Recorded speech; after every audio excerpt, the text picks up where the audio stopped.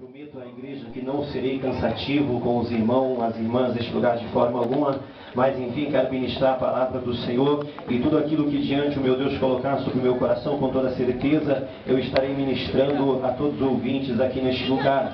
Louvado seja Deus. Quero que os irmãos, as irmãs abram as vossas Bíblias no livro do profeta Amós, no capítulo 9, o versículo 13. Louvado seja o Senhor. Você que está sentado pode permanecer sentado mesmo, né? Louvado seja o Senhor, mas abra as vossas Bíblias no livro do profeta Amós, no capítulo 9, o versículo 13, o 30º livro da Bíblia, para que nós juntos com esta palavra nós podemos entender algo da parte de Deus. O bom é que nós já podemos sentir a graça de Deus e a presença de Deus neste lugar, e eu tenho uma grande certeza que não é em vão a tua presença aqui neste lugar, não é em vão o encontro que Deus tem feito com a tua vida, a minha vida, a tua pessoa, a minha pessoa neste lugar. Por certo, se nós clamarmos o Senhor, as portas dos céus se abrirão, e nós entendemos que quando as portas dos céus abrem, ela abre para a vida espiritual, e nós entendemos que quando a janela dos céus ela se abre, ela abre para as prosperidades materiais, ou seja, conforme a tua necessidade, conforme você precisa. Eu tenho uma grande certeza que nesta noite as portas do céu e a janela do céu serão abertas para a tua vida, e pode ter certeza, você não sairá deste lugar com as mãos vazias, não. Aleluia. Todos acharam? Pode dizer amém? 30º livro da vida, da Bíblia Sagrada, livro do profeta Amós, capítulo 9, versículo 13 diz: Eis que vem dias, diz o Senhor, em que o que lavra alcançará o que cega, e o que pisa as uvas ao que lança a semente. E os montes destilarão mostos, e todos os outeiros se derreterão. E removerei o cativeiro do meu povo Israel, e reedificarei as cidades assoladas, e nelas habitarão, e plantarão vinhas, e beberão o seu vinho, e farão pomares, e lhes comerão o fruto. E os plantarei na sua terra, e não serão mais arrancadas da sua terra que lhes dei, diz o Senhor teu Deus. Amém?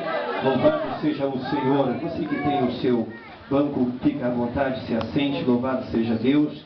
É muita alegria estar aqui, poder compartilhar a palavra com os irmãos. Louvo a Deus pela vida do presbítero irmão Marcos, por nos dar esta oportunidade de ministrar a palavra do Senhor, nos conceder a tribuna para ministrar a palavra do Senhor, poder conhecer muitos irmãos aqui, povo que tem batalhado para entrar mediante os altos céus. Louvamos a Deus pela saudação de bem-vindo às nossas pessoas, que Deus possa abençoar esta igreja no nome de Jesus Cristo. Louvado seja Deus. Mas quando eu adentrei sobre esta casa de oração, Deus já tinha colocado esta palavra ao meu coração, e eu passei um dia remoendo ela dentro de mim, que é algo que verdadeiramente chamara a minha atenção, tanto na chamada do profeta Amós, do que aquilo que Deus tem feito na vida do povo, ou seja, dos antepassados. Nós vemos que verdadeiramente o profeta Amós, ele não era um filho de profeta, e nem tão somente ele era um filho de sacerdote. A Bíblia nos registra que simplesmente o profeta Amós, ele era simplesmente um pastor de ovelhas. Ele gostava de cuidar de ovelhas, ele tinha o seu rebanho, e o prazer dele era cuidar das ovelhas. Mas nós vemos mediante esta palavra que nós temos lida, se nós pegarmos desde o princípio aqui até o final do livro do profeta Amós, nós vamos entender que quando o povo se destina ao pecado contra Deus, e principalmente o povo de Judá e o rei de Israel, a Filistia, os Tiro, Edom, Amon, Moabe e todos os de Judá, quando eles se distanciaram adiante de Deus, a Bíblia diz que Deus olha mediante os altos céus, e era necessário levantar alguém para pregar a palavra do Senhor, era necessário levantar um profeta naquela ocasião, porque Deus adentraria com as suas promessas, e Deus também alertaria o seu povo para uma grande obra e para algo que teria que acontecer no meio da nação, tanto do povo de Judá e daqueles que se encontravam naquele momento. E nós vemos que verdadeiramente quando Deus olha mediante os altos céus, ele vê a vida do profeta Amós, e quando Amós estava trabalhando, quando ele estava cuidando do seu rebanho, a Bíblia diz que Deus envia o seu chamado para ele, porque havia necessidade sobre aquela humanidade, porque o povo já não adorava mais a Deus, o povo não clamava mais o Senhor, o povo simplesmente, eles andavam conforme havia o desejo do seu coração, eles deixaram a fazer da obra, eles deixaram Deus de lado, e toda aquela nação estava corrompida pelo pecado, aonde o pecado entrara no meio de Judá, aonde o pecado pegara toda a Palestina, até os cantos, a parte sul, do norte também de Jerusalém, e todo o povo se compadeceu morte, porque verdadeiramente eles não sabiam mais adorar a Deus, eles não queriam mais adorar a Deus, mas Deus então levanta a vida do profeta Amós, tira um homem que estava apacentando ovelhas, tira de um homem que sofria no meio do calor que protegia a sua ovelha, para apresentar uma mensagem de Deus, uma mensagem que no princípio era amarga para a nação naquele tempo, mas uma mensagem que quando foi andando e conforme Deus foi tirando todos aqueles que estavam à frente do povo de Israel, aqueles que se encontravam, aqueles que colocavam obstáculo no meio do povo de Israel, conforme Deus foi tirando essas pessoas, havia-se um mover de Deus, havia-se então um trabalhar de Deus sobre aquelas vidas, e assim então Deus vinha cumprindo pouco a pouco todo o ministério do profeta Amós. E quando nós vemos, chega um certo tempo que Deus levanta o profeta Amós para o profeta Amós, é hora de você lançar sobre este povo que agora eu estou entrando com providência, é hora de você anunciar a esta nação, todos esses que estão perante, que eu tenho citado aqui a Amós, que eles vão entrar, e eles vão perder, alguns perderão, alguns permanecerão, alguns irão em cativeiro, outros em exilos, mas eu entrarei, e a Bíblia diz que o profeta Amós vai entregar o recado de Deus, ele fala conforme era, e Deus começa a passar a mão em cima do povo, ou seja, Deus começa a pesar a mão, principalmente na Filistia. A Bíblia diz que aquele povo não queria saber o que era Deus, ele se distanciava da presença de Deus em todos os momentos, e a Bíblia diz que Deus levanta Amós entrega o recado de Deus, uma mensagem dura, que movida por o centro da humanidade naquele tempo, não aceitaram o recado de Deus, não aceitaram a promessa de Deus, mas Amós fez, e a Bíblia diz que Deus começa a pesar a mão na Filistia. A Bíblia diz que os filisteus, aquele povo que não adorava mais a Deus, e aquele povo que aprisionava o povo de Israel, Deus extermina aquela humanidade, Deus acaba com a adoração de Deus estranho deles, ou seja, Deus tirar aquele povo da frente do povo de Israel, para que eles não pudessem ter intestino na vida deles, para eles adorar ao Senhor. Quando eu leio este texto bíblico, sabe o que eu entendo? Eu entendo que verdadeiramente, quando o homem e a mulher servem a Deus em espírito de verdade, Deus move o céu, Deus manda anjo, Deus manda querubins, Deus manda serafins, e se necessário, Deus manda os 24 anciões para batalhar pela tua e pela minha vida. Deus move o céu por causa da sua nação.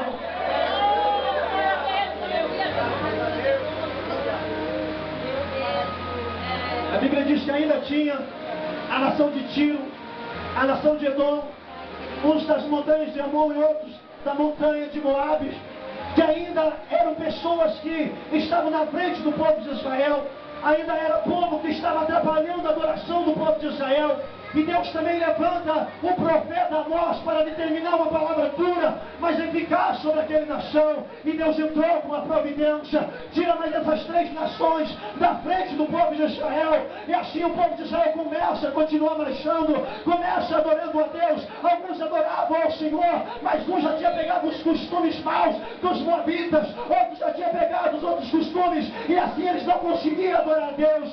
Foi necessário Deus levantar o profeta Amós e entregar um recado duro à nação de Judá, ou seja, ao povo de Israel. Deus viu e doeu o seu coração quando ele teve que ministrar uma palavra dura para o povo de Israel, falando que eles iam entrar em auxílio, falando que eles iam ser levados em cativo pelos babilônicos. Mas Deus entrega o seu recado, e quando Deus entrega o seu recado, as promessas de Deus e a palavra que Deus tinha falado para aquela nação se cumpre ao povo de Israel. E houve esse desespero, houve nação gritando para um lado e gritando para o outro, pessoas sendo elevadas, pessoas sendo levadas ao cativeiro, pessoas perdendo famílias, porque Deus tinha falado e o seu povo não tinha cuidado dos seus afazeres com Deus. O povo não tinha olhado para o madeiro, o povo não tinha olhado para o céu, o povo não tinha pegado a cruz de verdade, o povo não sabia o que era a presença do Espírito Santo de Deus, e a sua fé desfalece, o seu caráter espiritual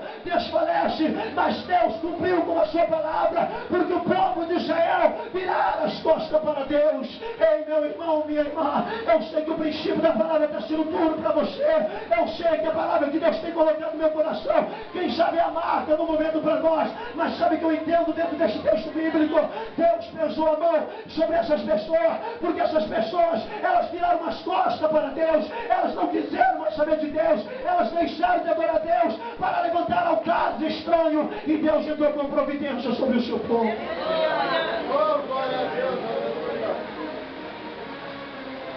Quando eu leio o livro do profeta Amós, tem algo que me chama a atenção e cativa o meu coração: a preocupação de Deus com o seu povo, a preocupação de Deus com a humanidade.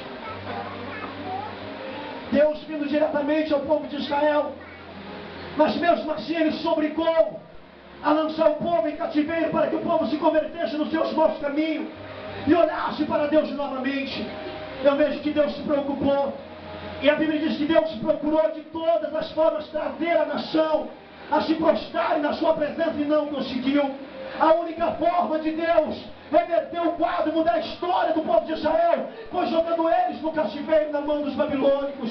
Dessa forma Deus viu que verdadeiramente o seu povo se prostrou diante dele no momento da agonia, no momento da tristeza, da dor, da angústia, da decepção, e eles começaram a adorar a Deus. Então eles começaram a mudar os seus pensamentos, eles começaram a mudar a sua atitude, eles começaram a enxergar Deus novamente, eles começaram a conversar com Deus novamente, os seus joelhos começaram a se dobrar novamente, porque os pesos estavam tantos, porque a agonia estava tanto, porque o sofrimento do povo de Israel estava tanto no meio dos babilônicos.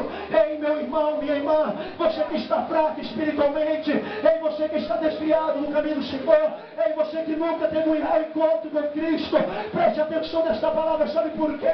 Porque aqueles que viraram as costas para Deus, ouve-se a mão de Deus pesando sobre essas pessoas, ouve-se a mão de Deus pesada sobre essas vidas, porque simplesmente deixaram da adoração.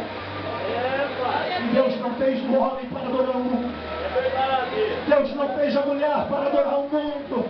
Deus, quando nos formou, Ele tirou a excelência de Lúcifer e lançou sobre nós, que é o dom da adoração. Deus fez isso por nós, sabe por quê?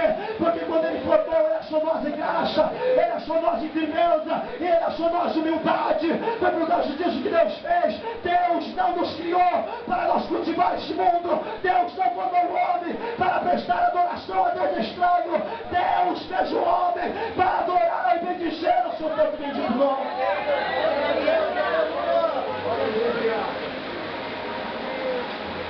Mas quando nós lemos o versículo 13, o profeta Amós levanta-se e ele fala: eis que vem dias, diz o Senhor, em que o que lavra alcançará o que serve, e o que pisa as uvas aos que lança a semente, e os montes destilarão moscos, e todos os outeiros se virem. Deus vê que o povo estava convertido novamente. Deus acha uma adoração sincera no povo de Israel novamente. Então Ele levanta o profeta Amós no seu último ato profético para mudar a história do povo de Israel novamente, porque Deus tinha enxergado que no coração do povo de Israel havia ainda uma oportunidade, havia ainda um escape, havia ainda uma chance de adoração, porque o povo se converteu dos seus maus caminhos. Sabe o que eu entendo quando eu leio o versículo 13? Eu entendo que Deus está falando assim: ei, olha meus filhos, olha minhas filhas, aqueles que me adorarão, eu não deixarei não, aqueles que me servirem, eu exaltarei eles, aqueles que estiverem diante do meu caminho, eu exaltarei este povo, porque eu estou contemplando a nação, porque Deus sabe por quê? Porque Deus está procurando os verdadeiros adoradores da face da terra. E aonde que tem verdadeiros adoradores, há abundância, aonde tem coração aquebrantado, há a graça de Deus pairando, aonde tem povo convertido, aonde tem um chão, há a presença de Deus e o milagre do Senhor acontece.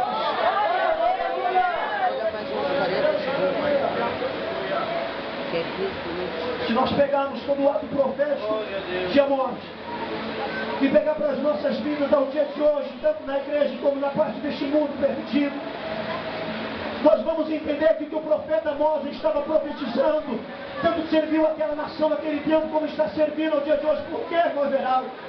Está servindo hoje porque o povo não quer mais adorar a Deus. Está servindo, sabe por quê, irmão, irmã, jovem, adolescente, você que prega, você que evangeliza